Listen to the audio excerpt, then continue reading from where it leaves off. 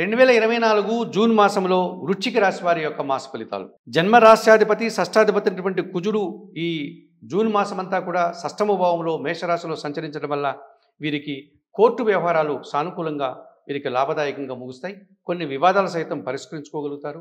భూముల నుంచి అధికమైనటువంటి లాభాలు, వాహన సౌఖ్యం లభించడానికి అవకాశం ఉంటుంది.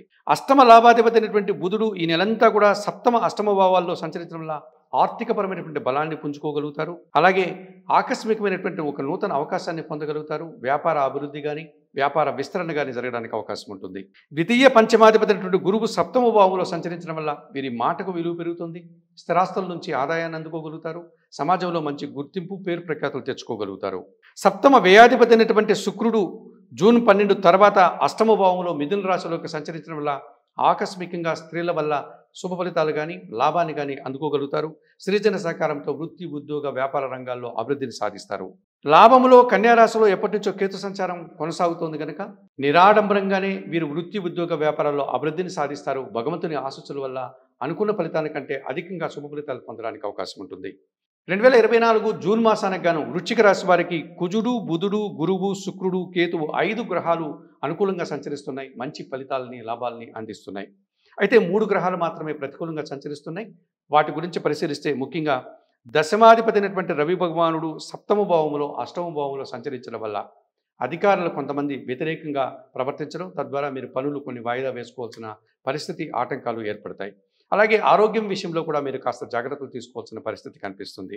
ఇక తృతీయ చతుర్థాధిపతి అయినటువంటి శని భగవానుడు చతుర్థ భావంలో, అర్ధాష్టమంలో సంచరించడం వల్ల కుటుంబంలో పనిభారము, కుటుంబంలో అశాంతి, ఉదర సంబంధమైనటువంటి అనారోగ్య సూచనలు కనిపిస్తున్నాయి. ఇక పంచమములో, మీనములో రాహు సంచారం వల్ల మీరు దుబారా ఆలోచనలు చేసి అశాంతిని కొని తెచ్చుకునేటువంటి పరిస్థితులు కనిపిస్తుంది. ఈ రకంగా ఈ రవి భగవానుడు, శని భగవానుడు, రాహు మాత్రమే ప్రతికూలంగా సంచరిస్తూ ప్రతికూల ఫలితాలను అందిస్తున్నాయి కనుక 2024 జూన్ మాసానికి గాను వృశ్చిక రాశి వారు ఈ 3 గ్రహాలకి పరిహారాలు నిర్వర్తించుకోవాల్సినటువంటి పరిస్థితి వీరికి తప్పనిసరిగా కనిపిస్తుంది. ఇందులో ప్రధానంగా పంచమ రాహు దోషం నుంచి బయటపడడానికి కనకదుర్గాదేవి ఆలయానికి వెళ్ళి అమ్మవారికి ఎర్రటి పూలమాలను సమర్పించండి. శ్రీ సూక్తం నిత్యం చదువుకోండి. అర్ధాష్టమ శని దోషం నుంచి బయటపడడానికి శనివారం రోజు ఈశ్వరునికి అభిషేకం నిర్వర్తించండి. అలాగే వయోవృద్ధులకు కానీ, గురువులకు కానీ ఏదైనా పళ్ళ రూపంలో దానం చేసి వారి ఆశీస్సులు తీసుకోండి.